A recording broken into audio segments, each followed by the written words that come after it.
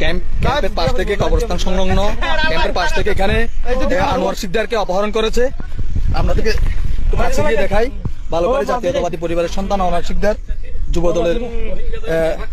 যুবদলের আনোয়ার শিকদারকে অপহরণ করেছে। আপনাদের একটু কাছে একেবারে কাছে এসে দেখাচ্ছি। দেখেন একেবারে রোহিঙ্গা ক্যাম্পের ভিতরে নিয়ে আসছে। আমরা খবর পেয়ে অনেক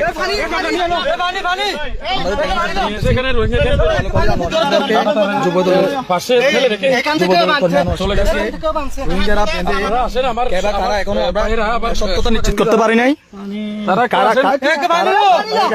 আসেন আনোয়ার শিকদারকে কেবা কারা রোহিঙ্গা ক্যাম্পের একদম কাঁটাতারের ভিতরে নিয়ে আসছে।